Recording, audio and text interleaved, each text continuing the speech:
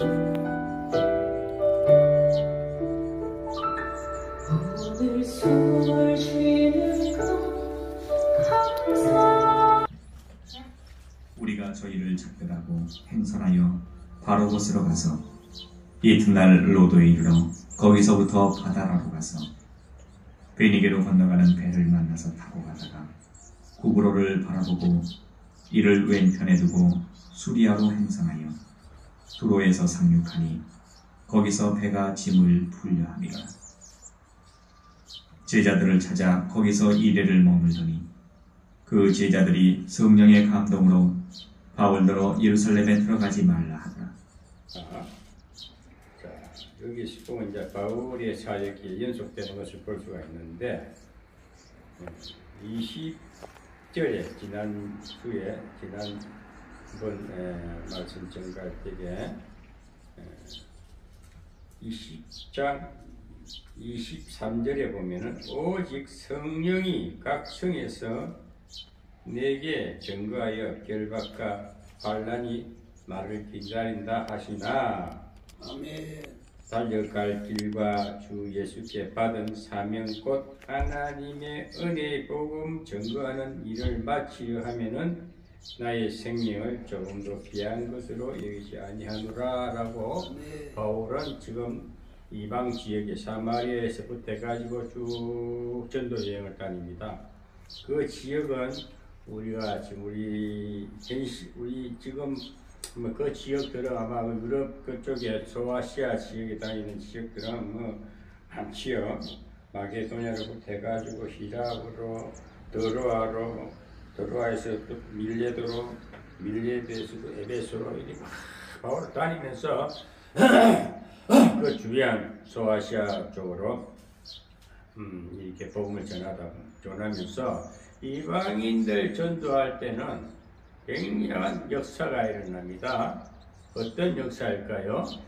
예수님께서도 이 땅에 오셔서 복음 전가할 때는 기적을 보여줍니다. 기적과 이적과 표적이 보이죠. 그것은 곧 병 고치는 역사입니다. 치유의 역사가 일어나고 이상 현상들, 이적들을 많이 보여줍니다. 이것은 뭡니까? 구약에 보면은 애국 백성들을 구원하기 위해서 하나님께서 모세를 애국에 보낼 때에도 지팡이를 주어서 가라. 이 지팡이만 갖고 가라. 내 말에 순종하여라. 그러니까 이적을 보여주지요. 뱀이 지팡이가 뱀으로 변하고 그 뱀이 또 사단의 뱀을 지팡이를 잡아먹고 이렇게 하나님이 과거에도 이적과 기적을 통해서 모세에게도 능력을 주신데 이적과 기적을 보여줬습니다. 그게 예적 일이지요. 지금 바울 시대에서는 예수님이 오기 전에 그 모세도 이적과 표적으로 그러니까 우리가 상식을 넘어간 초자연적인 역사를 보여주는 하나님의 능력입니다. 그것은 흉내를 누가 내냐? 사탄도 비슷하게 흉내를 내는 겁니다. 오늘 바울 역시도 그런 능력을 보여주는 능력의 역사가 일어납니다. 가는 곳마다 바울은 안전뱅이로 일으키고 뭐 그뿐입니까? 베드로도 보면은 성전 미문에 앉았던 안전뱅이를 일어나라. 내가 음과 그는 내게 줄 것 없어도 내가 내 나사렛 예수의 이름으로 명하노니 일어나 걸어라 하니까 그 안전뱅이 평생 소원이 이루어졌습니다. 그걸 한 거지가 걸었다니 뛰어다니 건강한 자가 됐다. 이것이 하나님의 역사입니다. 오늘도 우리가 예수를 믿는다. 상식적이고 그냥 일반 보편적인 어떤 이런 상식이 아니고 하나님의 영은 살리신다. 강력한 능력이 나타난다. 그 기적과 이적 표적을 보여줍니다. 그렇게 해서 이 무시하고 사마리아 전역에 소아시아 전역에 마게도냐도 그 당시 지금 독일입니다. 히랍은 그리스입니다. 그쪽 그 당시에도 범신론이라 해가 수없는 잡신들을 섬기는 그런 우상숭배라는 사상이 헬라의 사상입니다. 그러니까 헬라 문화가 지금도 우리나라 우리 현 시대도 그리스에 가면 엄청난 신들이 많아. 뭐 제우스 신이고 뭐 아세라 신이고 구약에 보면 수신들이 나오잖아요. 그 당시 시대 상황입니다. 오늘도 우리가 보면 우리 땅에도 보면 뭐 우상 숭배하는 나라가 얼마나 많습니까? 일본에 가면 뭐 가정마다 뭐 이상한 인형도 놔놓고 거기 뭐 이상 복을 주는 줄 알고 조금 재수 좋은 일이 생기면은 거기 가서 아마 빚고 뭐 돌멩이가 조금 돌뿌리 조금 뭐 이상한 뭐 나무다 뭐 그렇게 집안에 불필요한 뭐 우상 물질 같은 걸 치워버려야 돼요. 그 무당집에 가면 뭐 강대상 같은 데도 보면은 저기 그 하늘궁 그 뭐야 그 또라이 응? 이름도 생각나네. 하늘궁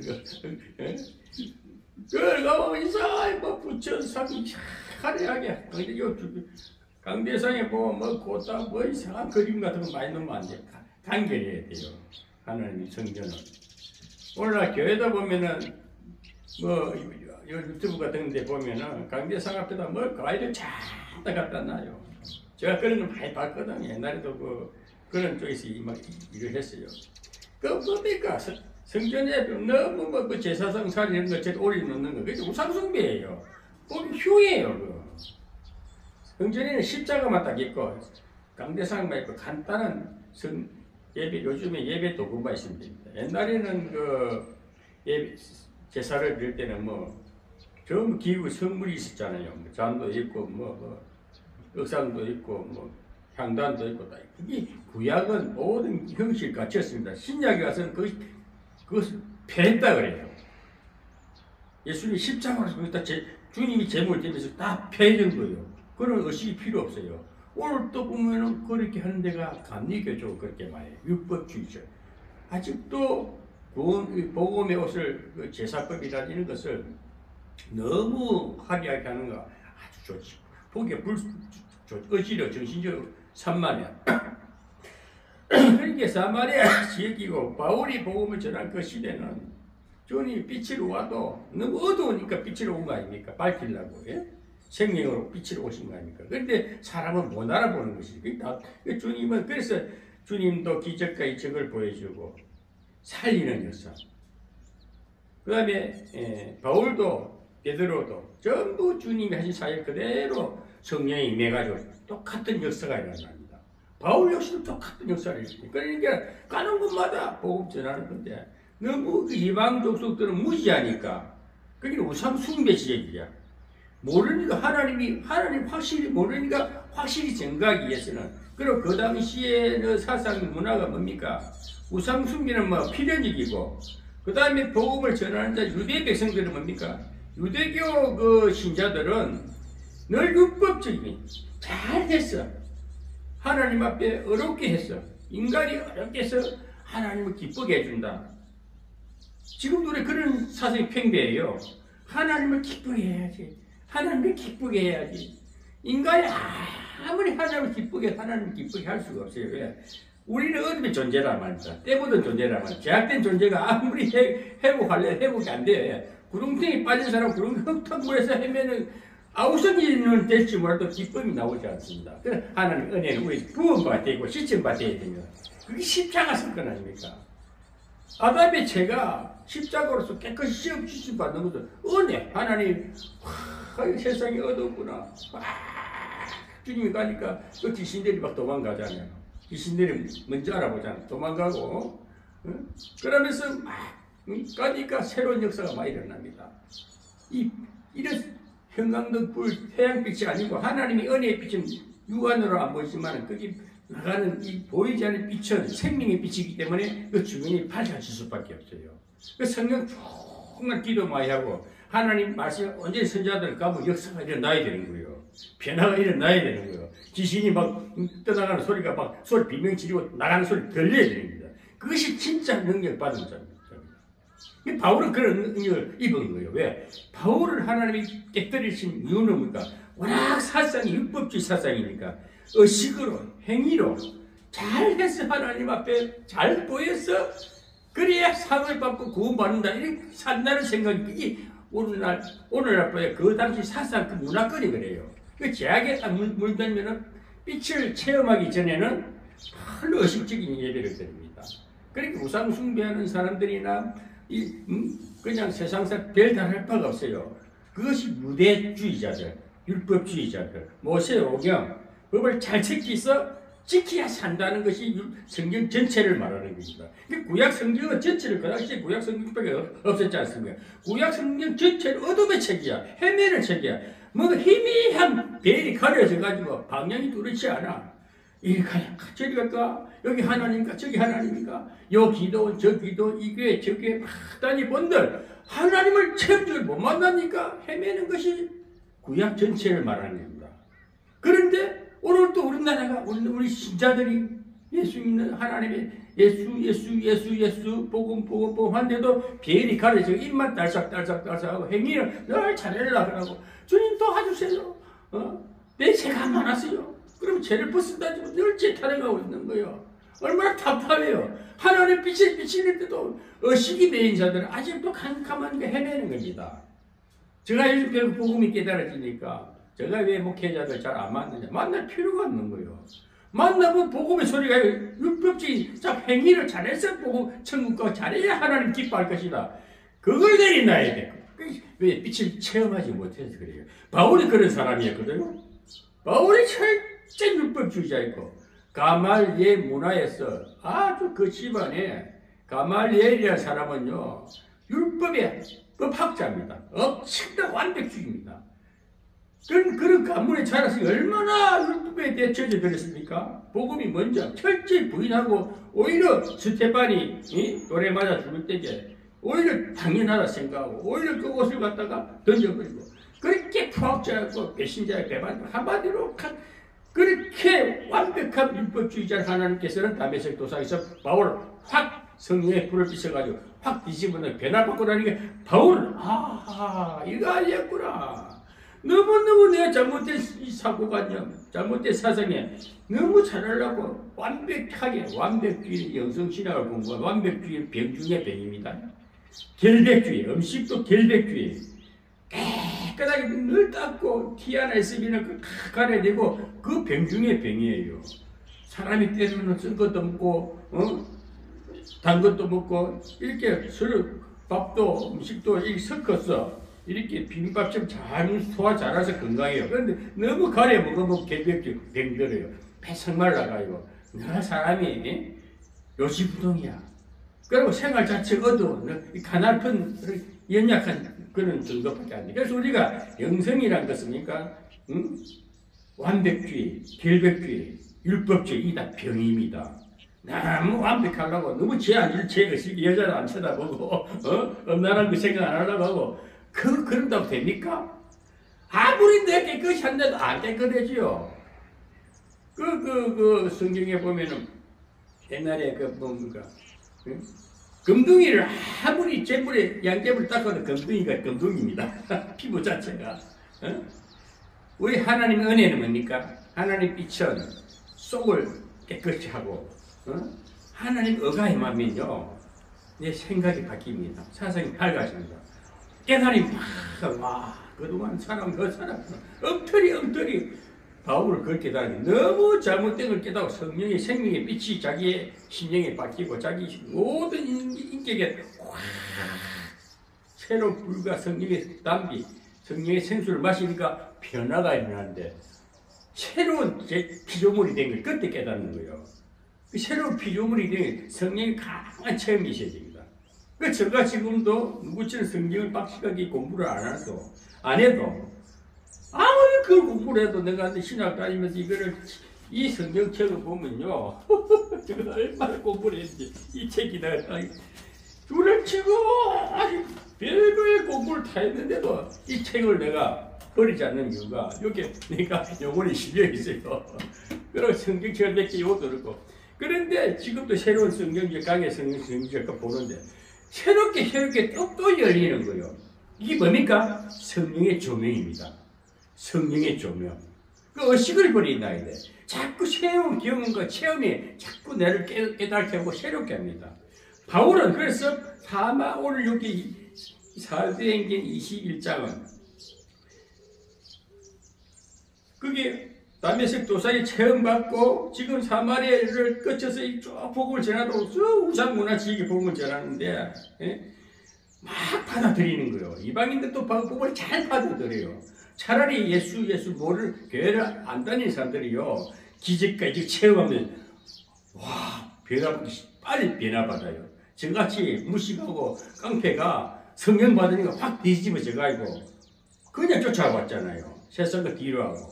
그 30년 되니까 이제 하나님 더 가까이 새롭게 들리는 거예요. 새롭게 만나주고. 그게 천국이 확 열리고, 또 삶이 행복하고, 모든 것이 다 주어지는 믿음이 들어오니까, 아, 이게 부여구나. 부자는, 이 땅의 부자도 부여가 임해야 돼. 마음이 내 하나님 마음 충만하면 부족함이 없는 걸 느끼시고, 또 기도가 열매를 착가닥 바로바로 현실적으로 필요히 채워지니까 얼마나 감사할 일입니까? 옛날에는 헤맬 때는 아무리 이리까 하고 저리가 기도를 해도 응답이 없었어. 헌금은 많이 냈어. 돈은 하나도 없었어. 다 이런 것 같아. 요즘에는 안 움직이고 안 돌아다니기도 하나님 앞에 이렇게 매일 예배 드리니까 정말 이것이 이 생명의 길이고 구원의 길이고 이게 행복한 길이구나. 굳이 또 낭비가 없어. 돈 들어오는 것도 다 낭비가 안 되고 자꾸 들어오는 일만 좋은 일만 생기니까, 아, 주님 때가 되니까 모든 것이 형통하게 일어나구나. 여기까지 와야 되는 거요. 저는 그 자신이 있거든요. 그리고 바울은 뭡니까? 그 지역마다 가는 곳마다 이방인들을 잘 받아들여. 그러면서 자연 계시를 통해서 하나님은 우주도 창조하시고, 이 모든 산물이 다, 이 자연물이 다, 이 곡식이든지 이것이 다 하나님이 한다. 그러나 우리 영혼의 구원은 십자가 예수님이 하나님이 오셨다. 하나님이 예수님으로 오셨다. 이걸 다 지나니까 이방인들은 잘 받아들여요. 이해가 되어 잘 받아들여요. 그랬나 오늘 여기서 제가 20장 지난번에 말씀 증가할 때 바울은 이방 전도를 하다가 다시 뭘 생각하느냐. 성령이 말합니다. 성령이 각 성에서 내게 증가하여 결박과 환난이 나를 기다린다니. 이 예루살렘을 또 가야 할 이유가 있습니다. 왜 바울이 이방 전도를 하다가 예루살렘 성전으로 또 가려고 마음을 먹었을까요? 20장 22절에 보면, 보라, 이제 나는 심령에 매인받아 예루살렘으로 가는데 저기서 무슨 일을 만날지는 난 알지 못한다. 그러니까 바울은 어떤 심령이라 성령께 딱 붙들렸습니다. 하나님께 붙들린 심령이 됐습니다. 이제 이방인들 전도는 잘 되는데, 잘 받아들이는데 가장 골치 아픈 것이 자기가 그렇게 잘 알던, 자기가 율법주의자,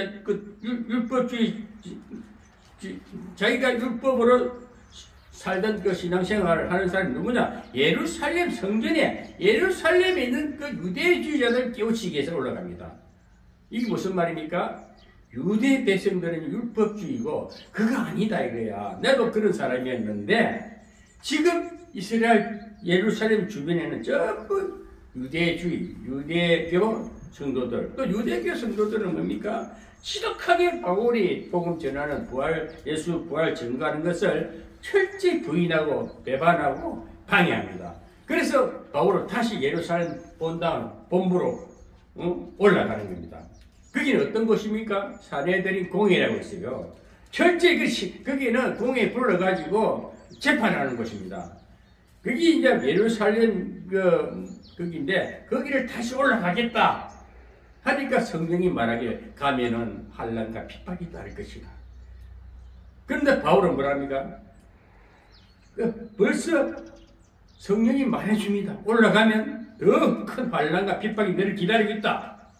그래서 바울은 그 음성을 듣고도 사람 소리를 안 듣습니다.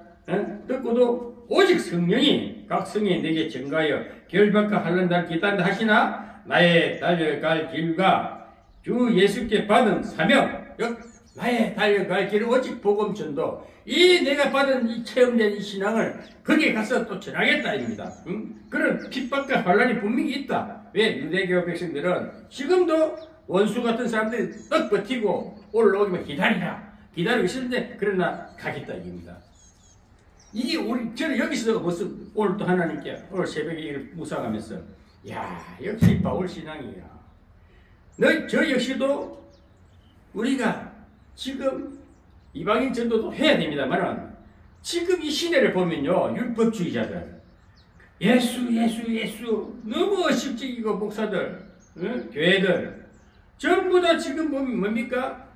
예루살렘에 있는 유대 백성들이나 다를 바가 없어요. 유대계 종교 지도자들, 사두개인, 바리새인, 그 당시 종교 지도자들 굉장히 교만했습니다. 철저히 배신자였습니다. 그러면서 바울은 곧 하나님의 은혜의 복음을 증거하는 일을 마치려면은 나의 생명을 조금 더 귀한 것으로 여기지 아니하리라 하면 생명을 던집니다. 어차피 이 복음 전하는 거는요, 이 바울 같은 바울처럼만 할 수 있다면 아마 하나님이 크게 쓰실 겁니다. 근데 저는 아직까지 바울 같은 세술의 시험은 아직까지도 못 이루어지지 않나 이런 생각이 들어요. 그런데 바울이 그래서 21장에서는 실제 이제 올라가잖아요.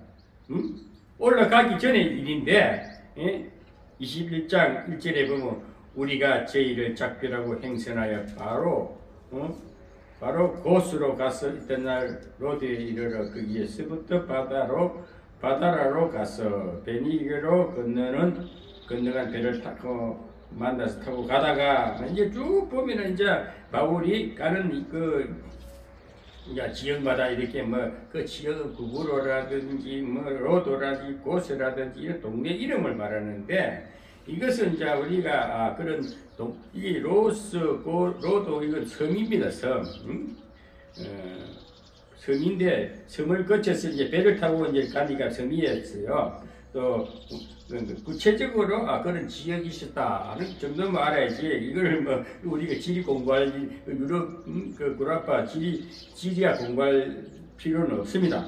그래서 바울은 그 시대 그 지역을 다녔다는 것만 우리가 알고 알면 되겠고요. 구보로를 바라보고 이를 왼편에 두고 수리아로 행선하여 두로에 상륙하니 거기서 배가 짐을 풀게 합니다. 제자들이 찾아가서 이래를 더 머물더니 그 제자들이 성령의 감동으로 바울더러 예루살렘에 들어가지 말라 하더라. 자, 그러니까 지금 이미 바울은 20장에서 이미 성령께서 가르쳐 주셨어요. 올라가면 환난과 핍박이 따를 것이다. 결박이 따를 것이다. 그러나 바울은 이제 올라가기로 하고 작정하고 그게 복음을 지나 따르는 제자들하고 이별합니다. 이별하기 전에 그것도 그 중에 한 사람이 그 중에 제자들 성령의 감동으로 바울들어 예루살렘 가지 마세요. 따르던 제자들 중에 몇 사람이 이 성령이 좋은 것만 말하지 않습니다. 우리 하나님의 일은요 분명히 가지 마세요 말리는 자도 있습니다. 우리가 성령 감동을 받다 보면 여러 가지 은사 일을 하다 보면은 은사에 각자에게 임한 음성이 다 틀릴 수가 있다는 것을 볼 수가 있어요. 여기서 바울은 예루살렘을 향해 간다는데 또 옆에 제자들은 아닙니다. 선생님 지금 가면요 위험해요. 가지 마세요. 만류하는 자도 있는 것을 볼 수가 있어요. 이 여러 날을 지난 후 우리가 떠나갈 새 저희가 다 그 처자와 함께 성문밖까지 전송하거늘 우리가 바닷가에서 무릎을 꿇고 기도하고 서로 작별한 후 우리는 배에 오르고 저희는 집으로 돌아갑니다. 그래서 바울의 따르는 무리들 제자들과 함께 이제 그 제자들 데리고 가고 그 동네 사람들은 이제 자기 위치로 돌아갑니다. 7절에 두로로부터 수로를 다 행하여 둘레마이에 이르러 형제들에게 안부를 묻고 그들과 함께 하루를 있다가 이튿날 그러나 가이사라에 이르러 7 집사 중 하나의 전도자 빌립의 집에 들어가서 유하니라. 여기서 빌립이 나옵니다. 빌립이 전도자 빌립입니다. 전도자 빌립은 아마 사도행전 6장에 나오는 그때 7 집사가 나오지 않습니다. 그 7 집사 중 한 사람이라고 볼 수가 있고 또 예수님의 제자 중에서도 사도 빌립도 있습니다. 여기서 이 빌립은 7 집사 중에 한 사람인데 이 사람은 철저히 봉사하는 그런 사람이었습니다. 그런데 이 집에 빌립의 집에 들어가서 바울이 잠시 머물렀습니다. 그에게 딸이 넷이 있으니 처녀로 예언하는 자라. 빌립의 딸이 4명이 있는데 그 딸이 성령이 임해가지고 예언하는 자라 해서 예언. 그 빌립이 신앙이 좋으니까 딸들도 신앙이 좋아서 성령이 충만해가지고 예언할 수 있는 예언의 은사가 임한 예언자다. 여러 날 있더니 한 선지자 아가보라 하는 이가 유대로부터 내려와. 여기 이제 아가보라 여선지자입니다. 아가보라 한 선지자, 여선지자인지 모르겠는데 한 선지자 아가보라 하는 이가 유대로부터 왔다. 그러니까 예루살렘부터 와가지고 바울에게 하는 말이, 바울의 허리띠를 허리에 있는 띠를 빼가지고 자기 발을 딱 묶어요. 묶으면서 지금 미리 예시를 하는 겁니다. 올라가면 당신 결박당할 것이다. 알려주는 거. 그게 이제 11절에 보면은 우리에게 와서 바울이 띠를 가져다가 자기 수족을 메고 손과 발을 묶고 잡아매고 말하기를 성령이 말씀하시되 예루살렘에서 유대인들이 이같이 이 인자를 결박하여 이방인의 손에 넘겨주리라 하거늘. 그러니까 자기 바울 앞에 앉아 바울의 허리띠를 빼가지고 자기 수족을 묻습니다. 이 아가보라는 선지자가. 그러면서 이제 묶어지는 것을 보여주면서 예루살렘 올라가면은 유대인들 당신을 결박하 묶을 것입니다. 그래서 이방인한테 넘겨줄 거요. 이렇게 하면서 우리가 그 말을 듣고 그곳 사람들로 더불어 바울에게 예루살렘으로 올라가지 말라 그러니 이렇게 위험합니다. 가면은 결박당할 것입니다. 그러니 가지 마세요. 여기서도 만류를 합니다. 바울이 대답하되 너희가 어찌하여 울어 내 마음을 상하게 하느냐. 나는 주 예수의 이름을 위하여 결박받을 뿐 아니라 예루살렘에서 죽을 것도 각오하였느니라 하고. 그러니까 바울은 어차피 올라가면 내 생명 떠졌어. 너희가 말린다고 해서 내가 안 갈 사람 아니야. 철저히 지금 성령에 취해가지고 막 가지 마세요. 만류하는 사람이 있는데 바울은 걷고 가겠답니다. 저가 근함을 받지 아니하므로 우리가 주의 뜻대로 이루어지다 하고 그쳤노라. 그래서 바울이 고집 피는 대로 그대로 그렇게 하게끔 말리지 못하는 이 복음을 전하는 자들은, 왜냐하면 우리가 좋은 곳에 가서 이방인 전도하기 차 씌우는 것 같아. 저기 많이 따르고 우리 가지 마세요. 여기 좀 더 며칠 더 머무세요. 자꾸 붙잡아요. 그래서 바울은 목적이 뭡니까? 예루살렘 다시 올라가야 돼. 올라가서 유대교 율법주의자들을 다시 회개시켜야 돼. 돌아오게 해야 돼. 이 바울은 그 신앙이 정말 우리가 지금도 저는 그런 생각을 해요. 야, 정말 예수 철저히 예수 잘 믿는 사람들이 오히려 부패되어 있고 교만하고 율법에 매여가지고 헤어나지 못하는 걸 볼 때 체험된 신앙, 바울은 체험 신앙입니다. 내가 불받아 보니까 하나님은 은혜로 그냥 만나주시더라 이거야. 우리 행위를 구원받는 거 아니다. 이걸 철저히 이제 다시 정각하기 위해서 예루살렘으로 올라가는 것입니다. 15절에 이 여러 날 후에 행장을 준비하여 예루살렘으로 올라갔어요. 모든 여장을 준비해서 다시 예루살렘 올라갔습니다. 가이사라의 몇 제자가 함께 가며 한 오랜 제자 구부로 사람 나손을 데리고 가니 이는 우리가 그의 집에 유화를 합니다. 나손도 앞전에 한 말씀이 나왔는데 나손도 바울의 제자입니다. 그 집에 잠시 머물기 위해서 이 나손을 데려갔다 합니다. 예루살렘에 이르니 형제들이 우리를 기꺼이 영접하거늘. 예루살렘에 올라가니까 거기는 형제들이 있지요. 다 알지 않습니까? 있지요. 이튿날 바울이 우리와 함께 야고보에게로 들어가니 장로들도 다 있더라. 이 야고보는 예수님의 젖동생입니다. 야고보는 그 당시에 상당히 지위가 있는 장로 정도 됐다 그래요. 지위가 있고 그 예루살렘에서 상당히 그 사내들인 공회에서 직분이 있고 장로 중에서도 상당히 위치가 있고 다 아는 사람입니다.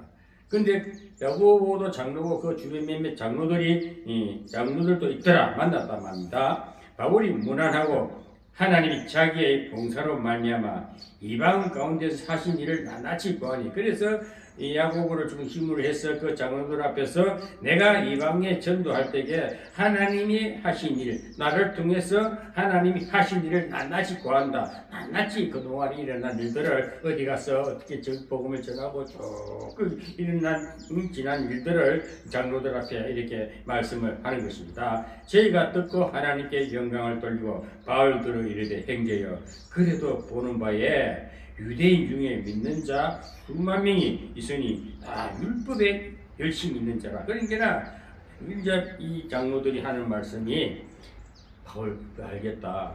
지금 열심히 한 거 이해하는데 지금 이 예루살렘에는 율법만 강조하는 그 유대인들이 수만 명이 지금 율법주의자고, 그러고 자녀가 오기를 학수고대한테 한번 따지보고 올 당신을 괴롭힐 것이다. 이 율법의 온 천지가 이 예루살렘 주변에는 모세가 한 말만큼 우리가 믿는데 자네가 하는 일 믿겠냐 이게, 받아들이겠냐 이게야. 그러면 진짜 이 장로들이 이 사람들은 그래도 바울을 인정하는 사람이거든. 예수님의 제자 아들 동생 야고보도 장로였으니까 다 영접했는데 이 상황이 안 그랬다. 예루살렘 주변에는 지금 심각하다. 자네가 그 전하는 복음은 안 먹힐뿐 아니라 오히려 자네 핍박받을 것이다. 여기는 물들은 율법에 구약에 물들어 있고 모세만 지도자를 생각하지 어떻게 예수는 못 받아들이는 그런 사상이 물들어 있는데, 그래서 이제 하는 말이 방법을 가르쳐 주는 거예요. 그러니까 우리가 바울이 복음을 전하고 아무리 한다 할지라도 조금 우리가 변수를 써야 돼. 변수를. 응?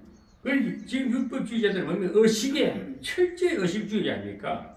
그 방법이 요 나오는데 이제 다시 읽어보면은 내가 이방에 있는 모든 유대인들을 가르치되 모세를 배반하고, 지금 그게 바울이 한 것은 모세를 배반하는 일밖에 안 됩니다. 율법으로 구원받는다는 것을 철저히 그 사실들을 이야기하니까 모세를 배반하고 아들들에게 할례를 하지 말고, 그러니까 애들한테 할례, 포경수술이죠. 실질적으로 할례는 뭡니까? 표피를 자르는 거 아닙니까? 바울은 그 필요 없다 하잖아요. 마음의 할례지 무슨 육신의 할례냐. 바울은 행위로 구원받는 거 아니다. 그 은혜 성령이 임하고 구원이다. 그러니까 전혀 반대적인 것이에요. 그러니까 어린아이들에게 할례도 받지 말게 하고 또 규모를 지키지 말라 한다 함을 저희가 들었어요. 그러니까 지금 자네가 규모란 것이 뭡니까? 원리 원칙을 따지는 거 아닙니까? 율법에 대한 의식대로. 그러니까 그렇게 한다 하니까 지금 이 백성들은, 이 유대 백성들은 지금 그 사실을 다 자네가 다니면서, 바울 자네가 다니면서 한 일을 다 알고 있다 이거야. 우리의 그래서 그들이 온 것을 들었으니 그런 자가 왔다 하니까 우리의 말하는 이대로 하라. 서운한 네 사람이 우리에게 있으니, 그러니까 일단 그 사람들에게 일단 여기 와서 피해를 좀 덜 보게 한다든지 뭔가 이해시키려면은, 그 사람들을 이해시키려면은 여기 와서 서원을 했다는 것은 네 사람이 서원이라는 것은 뭡니까? 하나님과의 약속을 지키는 서원인데 의식이 있었어요. 의식이 옛날에 보고 그 민수기 6장인가 3절 보면은 민수기 구약의 의식은 뭡니까? 삭도를 머리를 칼을 대지 말라 그러고 독주를 마시지 말라고. 그게 나시린, 하나님이 쓰시는 종들 나시린이 아니면 나시린에게는 그런 그 서원의 언약이 있습니다. 서원의 언약인데 이 바울 시대 와서는 삭도를 하는 것이 또 의식이 됐어요. 머리를 길러라 했는데 삼손도 머리를 길렀으니까 머리를 길렀을 때는 힘이 넘치는데, 근데 머리를 잘리고 데리려고 머리가 잘리고 때는 힘을 못 썼지 않습니까? 그때 구약을 그리 했는데 아마 이 시대에서는 머리를 삭도하는 것이 의식이 된 것 같아요. 반대로. 그러니까 지금 서원을 한 자 4명이 왔는데 그들을 내가 직접 삭도를 해버려. 돈을 들었어. 딩비를 들어 삭도하고 의식을 보여주라 그래요. 그러면 이 사람들이 자네가 온 것을 일단 받아주면서 그러니까 재치 순간적으로 조금 율법을 행사를 해라 이거예요. 무조건 네가 복음 할일 하지 말라, 교회를 지키지 말라, 무조건 구원하면은 안 되니까 의식을 하면 내가 보여주라. 그 다행히도 내 사람이 서운한 자가 있다. 이 사람들 시범 삼아서 그렇게 하라 합니다. 제의를 데리고 와서 결례를 행하고, 결례라는 것은 정기랑 의식을 행하고 저희를 위하여 비용을 들어 머리를 깎게 하라. 그러면 모든 사람이 그대에게 대하여 들은 것이 헛된 것이고 그래도 율법을 지켜 행하는 줄 알 것이야. 그러니까 저들은 이 유대 백성들은 자네가 하는 일이 전부 틀리다 했는데 자네가 가서 그 일을 하면은 일단 범인을 하지 않겠느냐. 이렇게 하는 그 장로들이 방법을 가르쳐 주는데 바울은 못마땅하면서 그 일을 합니다. 그렇게 그 의식이 필요 없다 하면서도 자기가 몸소 그래서 그 4명 서운할 자 4명에게 그 행사를 합니다.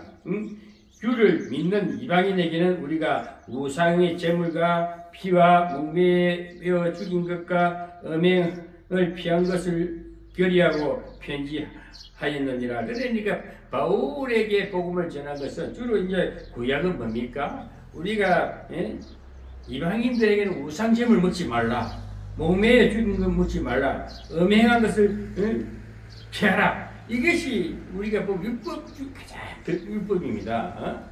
그래서 오늘날도 우리가 보면 제사 음식을 먹지 말라 하고, 목매에 죽은 그 개도 먹지 말라. 이게 전부 다 율법이거든. 근데 바울은 이거를 안 해도 된다는 것이 바울의 새로운 깨달음인데, 또 그런 의식을 그렇게 바울에게 전할 때 바울은 뭡니까? 예루살렘에서 바울에게 편지하기를 그런 정도만 안 해도 네가 하는 것을 인정하게 됐는데, 바울은 그거나 똑같은 얘기입니다. 우상 제물을 먹고 안 먹고는. 오늘 믿음이 좋은 바울은 뭡니까? 히브리서 6장 같은 데 보면은 바울은 뭐라 그러냐? 연약한 자에게는 딱딱한 것을 못 먹이듯이 믿음이 약한 자에게는 그런 목매에 죽은 거라든지 우상의 재물을 안 먹는 게 좋다. 근데 믿음이 장성한 자는 먹어도 된다 그래요. 왜? 모든 소산물을 하라는 것이니까. 그렇게 믿음이 성장한 자들에게는 그게 통하는데, 이방인들은 뭔가 그냥 막 눈이 떠지는데 그 가서 그런 정도는 지키라고 했는데, 바울은 그래서 이제 여기 와서 이제 그 결례를 행하는 것입니다. 그래서 바울이 이 사람들을 데리고 있던 날 저와 함께 결례를 행하고 성전에 들어가서 각 사람 위하여 제사 드릴 때까지 결례를 만기되는 것을 고하니, 그런 일을 만기됐다는 것을 그 일 다 끝난 것을 그 모든 결례를 다 그렇게 일부러 해줍니다. 하기 싫어도 율법을 지킵니다. 행사를 다 의식을 지키는 것을 볼 수가 있고, 27절에 그 이래가 되어 그의 참에 아시아로부터 온 유대인들이 성전에서 바울을 보고 모든 무리를 충동하여 그를 붙들고 외치되 이스라엘 사람들아 도우라. 이 사람은 각지에서 우리 백성과 율법과 이곳을 해방하여 모든 사람을 가르치는 그 자인데, 또 헬라인을 데리고 성전에 들어가서 거룩한 곳을 더럽게 하였다 하니, 이는 저희가 전에 에베소 사람 드로비모가 바울과 함께 성내에 있음을 보고 바울이 저를 성전에 데리고 들어간 줄로 생각함이로라. 그러니까 이제 바울이 이제 거기 와서 그런 의식까지를 행해 주는데도 딱 기다리고 있다가 바울이 성전에서 온 것을 보고 그 주변의 무리들 뭡니까? 유대 백성들을 말할 것도 없고 한마디로 그 선동질을 하는 겁니다. 선동질 해가지고 바울을 잡습니다. 붙잡아가지고 또 여기 에베소 사람 드로비모라는 사람 어떤 사람이냐 하면은 에베소에서 복음 전할 때에 구제급을 이렇게 갖다 주고 한 그런 바울의 한 돕는 자였습니다. 바울은.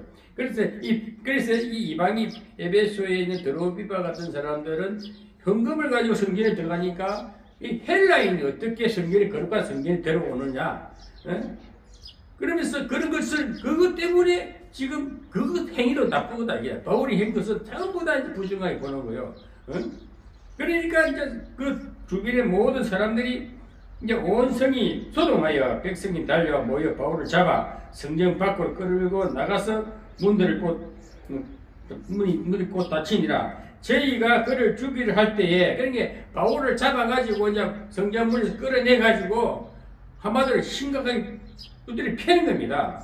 바울이 한마디야 막 터지는 거, 핍박을 받는 것입니다. 그러니까 저희가 그를 죽이려 할 때에 이제 막 두드려 패고만 난리가 났어요. 온 동네 온 성이 소동하다 시끄럽게 됩니다. 되는데 이 사실을 이제 32절에 제가 급히 그러니까 저희가 죽이려 할 때에 온 예루살렘에 이미 요란하다는 소문이 군대의 천부장에게 들리니 그러니까 온 동네가 시끌벅적한 거야. 바울 한 사람 때문에 막 바울을 죽이려고 난리로 나고 뭐 그러니까 이 소문이 이제 나니까 천부장은 뭡니까? 1000명을 건드리는 군대 장관입니다. 천부장이 군사를 백부장들을 군사들과 백부장들과 천부장들에게 들리며 저가 급히 군사들과 백부장들을 건너리고 달려 내려가니 저희가 천부장과 군사들을 보고 바울을 치기를 거치는지. 그러니까 이제 그 소문이 나니까 천부장이 그 군사들 데리고 바울 앞 온 거예요. 그 일단 그 소란을 밀란을 잠잠하게 잠재우기 위해서 와서 보니까 33절 이에 천부장이 가까이 가서 바울을 잡아 두세 살술로 결박하라 명하고 누구며 무슨 일을 하였나 물으니 그러니까 천부장이 와가지고 바울을 일단 잡았습니다. 결박했어요. 묶었어요. 이제 손을 뒤로리 묶었겠죠. 수갑을 채웠겠죠. 그럼 네가 누구냐? 무슨 일로 이렇게 소란하느냐? 원인을 이제 알아보는 것이죠. 34절 무리 가운데 어떤 이는 이 말로 어떤 이는 저 말로 부르시거늘 여기서 막 여러 가지 이제 말들이 많이 일어나는 걸 볼 수가 있어요.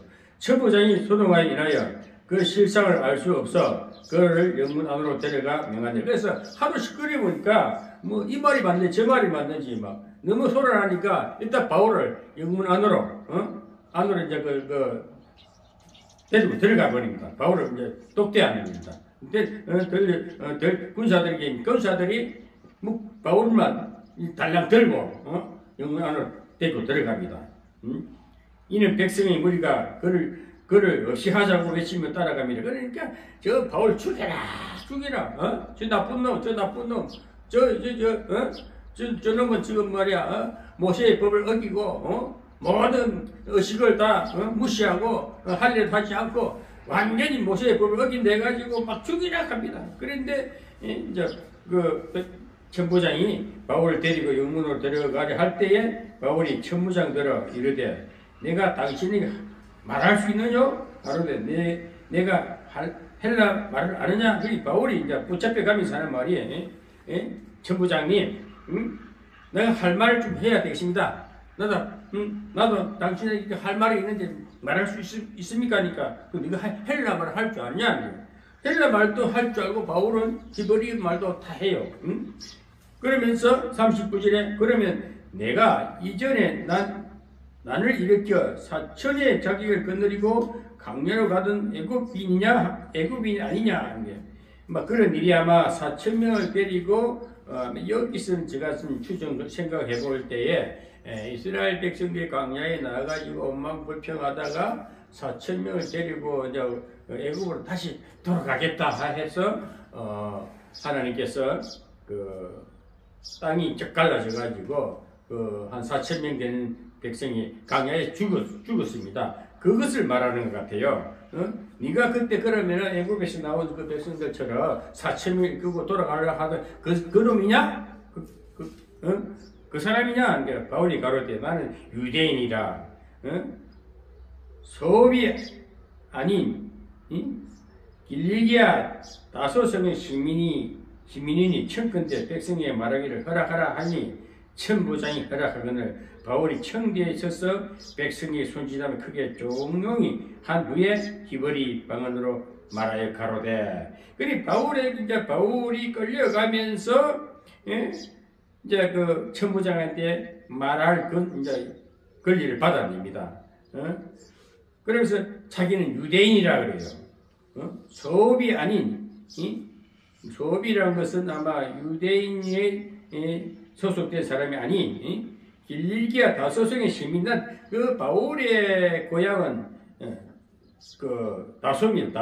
다소성입니다. 다소로 가다가 다메섹 도상에서 그 쓰러져서 빛을 보고 변화받았지요. 그 천부장이 허락하건대 바울이 청대에 서서 아마 영문에 끌려가는데 계단이 쭉 있는데 그 청대에 딱 서가지고 뒤를 돌아보면서 이제 막 바울이 그 천부장 허락을 받았으니 할 말 좀 합시다. 그럴 때 돌아서서 이제 그 자기를 막 야유하던 그 사람들한테 당당히 말하는 걸 볼 수가 있습니다. 천부장이 허락하거든 바울이 청대에 서서 백성의 손짓하여 조용하시오! 조용하시오! 이 종용이라는 거 조용하시오! 이렇게 해놔놓고 히브리 방언으로 히브리 방언은 히브리 족소 바울도 히브리 족소가 아닙니까? 베냐민 지파 그 히브리 방언을 딱 하니까 왜냐? 이 사람은 헬라 말만 할 줄 알았는데 히브리 방언을 하니까 본유라 말해 신말로 한마디로 히브리 방언 히브리 족속이잖아요. 그러니까 그게 이제 22장 1절에 부영들아 내가 지금 너희 앞에서 변명하는 말을 들으라 하더라. 그러면서 22장 1절까지가 보면은 청계에 서가지고 뒤돌아서면서 이제 부영들아 이 모든 이제 참 이 바울이 멋있는 것이요. 부영들아 아비들아 이 어르신들 이 말입니다. 내 말을 들으십시오. 내가 하는 말은 내가 지금 뭔가 변론을 하겠습니다. 그러면서 이제 22장에서는 그게 일어난 이제 그게 붙잡혀 가서 청계 앞에 서서 쫙 이제 그 자기 사실을 나는 본래 히브리 백성이고 히브리 방언하고 내가 너희들과 같은 족속이다 이걸 말하는 겁니다. 그러니까 바울은 왜 하나님 바울을 이방인을 들어서지 않고 본유 유대 백성이 유대 그 골수 한마디로 율법주의자를 변화시켜 놓으니까 이게 이제 다시 자기 그 골수 그 유대 그 모세에 젖어들었던 율법주의 사상을 깨뜨리는 데 도구를 쓰신 겁니다. 그 바울은 그걸 깨달아. 그 예루살렘 다시 올라가는 이유도 쫓기고 이방주도면 돼요. 그런데 자기는 아니야. 나도 그런 율법주의자였는데 나도 그 율법주의자를 다시 돌이키는 끝까지 생각하는 거예요. 얼마나 바울이 공격적입니까? 안만하고 한번 그 자기가 아는 상대하고 싶지도 않은데 아니야. 그들을 다시 깨우쳐야 돼. 그게 본 자손이라고 하죠. 바울은 항상 본 자손, 유대교 자손을 본 자손이라 그래요. 본 자손들을 예루살렘 주변에 있는 본 자손들을 회개케 하기 위해서 예루살렘을 가는데 그게 엄청난 핍박과 길박과 막 따르는데 그래서 그 군대 천부장이 와서 만류합니다. 거기서 모든 것을 이제 그 소란을 밀란을 진정시키기 위해서 그 원인을 알아보니까 바울이라는 사람이 그러니까 이 사람을 이제 신문하려고 영문 안으로 들어가다가 바울이 또 허락을 받습니다. 나도 할 말이 좀 있으니까 해도 되겠습니까? 그러니까 그걸 해봐라. 그래서 청계 앞에 서서 이렇게 이제 막 부영들아 들어라까지 오늘 했습니다. 이제 다음 주 월요일 날에는 이제 바울이 청계에 서서 22장에는 쫙 이제 강론하는 것을 볼 수가 있습니다. 오늘 여기까지 하겠습니다. 그 성경은 제가 왜 이 성경을 바울 영성을 오늘 이렇게 하느냐 참 제가 은혜가 되는 것이요. 대략적이고 구음과 복음화 생각인데 바울이 한 사역 그 시대 상황에 바울이 그 행적과 그 정신 무장이 보니까 야 바울 멋있구나. 바울의 실상 주님도 그 당시 어둠의 세상에 빛으로 와도 못 알아보는 핍박을 받으면서 모든 이 어둠의 세계를 모든 죄를 감당하기 위해서 방법은 십자가 아닙니까? 내가 제물이 됐어. 내가 제물이 되어야만이 이 온 세상이 밝아지겠다.